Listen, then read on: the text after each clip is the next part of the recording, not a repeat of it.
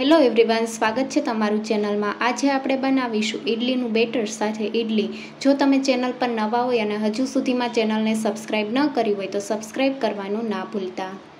ઇડલી બનાવવા માટે બેટર તૈયાર કરી લઈશું। ઘરમાં રહેલી કોઈ પણ એક વાટકી સેટ કરી લો। પછી એ વાટકી પ્રમાણે 3 વાટકી અથવા 3 કપ જેટલા ચોખા લેવાના છે। ચોખા ઝીણા લેવાના છે। બાસમતી ચોખાનો ઉપયોગ નથી કરવાનો, તમે ખીચડિયા ચોખા પણ લઈ શકો છો અથવા ઇડલી રાઈસ આવે છે એ પણ લઈ શકો છો। ચોખા જૂના લેવાના છે, નવા ચોખામાંથી બેટર નથી બનાવવાનું। હવે જે કપથી ચોખા લીધા છે એ કપના માપથી 1 કપ જેટલી અડદની ફોતરા વગરની દાળ લેવાની છે। અડદની દાળ ઉમેરવાથી ઇડલી જાળીદાર અને સોફ્ટ તૈયાર થશે। 1 ચમચી મેથી ઉમેરશું।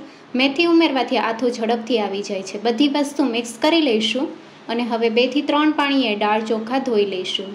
દાળ ચોખામાં તમે જોઈ શકો છો આ રીતનું પાણી આવે છે, તો ક્લિયર પાણી આવે ત્યાં સુધી આપણે ધોઈ લઈશું અને દાળ ચોખામાંથી બધું પાણી કાઢી લઈશું। હવે પાણી ઉમેરશું, ઉપર સુધી પાણી ઉમેરવાનું છે। દાળ ચોખાને 3 થી 4 કલાક માટે પલાળીને રાખવાના છે। ઢાંકણ ઢાંકી દઈશું। 4 કલાક જેવું થઈ ગયું છે। હવે ઢાંકણ ખોલી લઈશું। દાળ ચોખા સારી રીતે ફૂલી ગયા છે, તો આ સમયે દાળ ચોખામાંથી પાણી અલગ કરી લઈશું। પાણી એક બાઉલમાં કાઢી લેવાનું છે અને દાળ ચોખામાંથી તમે જોઈ શકો છો પાણી કાઢી લીધું છે। આ પાણીને ફેંકવાનું નથી, આ પાણીનો ઉપયોગ દાળ ચોખા પીસતી વખતે કરવાનો, જેથી ફટાફટ આથો આવી જશે। સાથે 1 કપ જેટલા પૌવાને 5 મિનિટ પહેલાં ધોઈ લીધા છે। પૌવા એકદમ સોફ્ટ થઈ ગયા છે। પૌવા વધારે પડતા નથી ઉમેરવાના, 1 કપ જેટલા જ ઉમેરવાના છે અને પૌવા ઉમેરવાથી ઇડલી એકદમ સોફ્ટ અને જાળીદાર તૈયાર થશે। હવે મિક્સર જારમાં દાળ ચોખા ઉમેરશું, સાથે પલાળેલા પૌવા ઉમેરશું અને જરૂર પ્રમાણે પાણી ઉમેરવાનું છે। પાણી વધારે પડતું નથી ઉમેરવાનું, જો ઢીલું બેટર તૈયાર થશે તો આથો નહીં આવે, એટલા માટે જરૂર પ્રમાણે પાણી ઉમેરીને બેટર તૈયાર કરી લઈશું।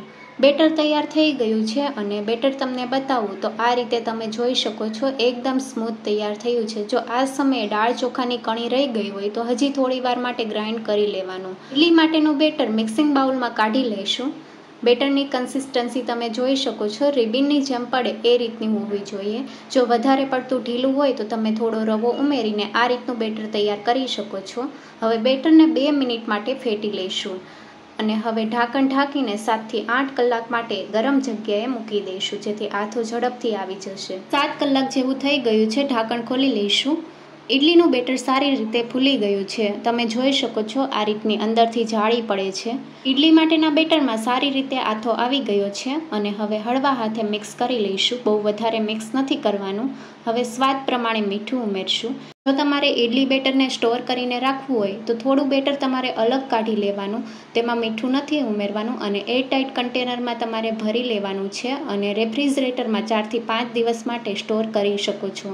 પણ અત્યારે હું બધા બેટરમાંથી ઇડલી તૈયાર કરું છું એટલે સ્વાદ પ્રમાણે મીઠું ઉમેરી દીધું છે અને બેટરની કન્સિસ્ટન્સી તમે જોઈ શકો છો આ રીતની હોવી જોઈએ।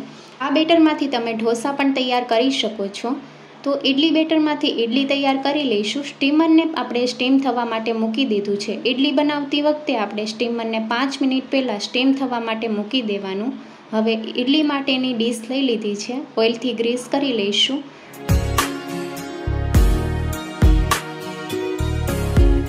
હવે ઇડલી માટેનું બેટર ઉમેરશું।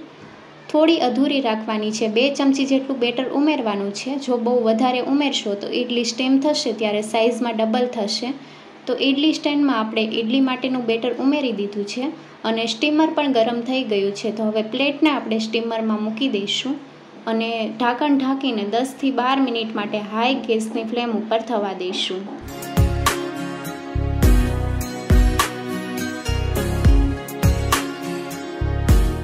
10 મિનિટ જેવું થઈ ગયું છે હાઈ ગેસની ફ્લેમ ઉપર ઇડલીને સ્ટીમ થતાં। હવે નાઇફની મદદથી ચેક કરી લઈશું, નાઇફ એકદમ ક્લીન આવે છે તો આ સમયે આપણે ગેસની ફ્લેમ બંધ કરી દઈશું। ઇડલીની પ્લેટને બહાર કાઢી લઈશું અને ઠંડી થવા દઈશું। ઇડલીને પ્લેટમાંથી કાઢી લઈશું તો એકદમ જાળીદાર ઇડલી તૈયાર થઈ છે। ઇડલીમાં તમે જોઈ શકો છો આ રીતની જાળી પડી છે। ઈનો કે ખાવાના સોડાનો ઉપયોગ કર્યા વગર એકદમ જાળીદાર ઇડલી તૈયાર છે। તો પરફેક્ટ માપ સાથે બેટર તૈયાર કરશો તો આ રીતની ઇડલી તૈયાર થશે।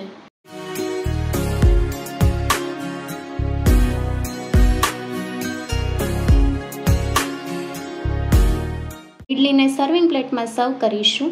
તો નાળિયેરની ચટણી સાથે ઇડલીને સર્વ કરી છે. તમે સાંભર સાથે પણ સર્વ કરી શકો છો. જો તમને રેસીપી ગમી હોય તો ચેનલને લાઇક, શેર અને સબસ્ક્રાઈબ કરો. Thank you for watching.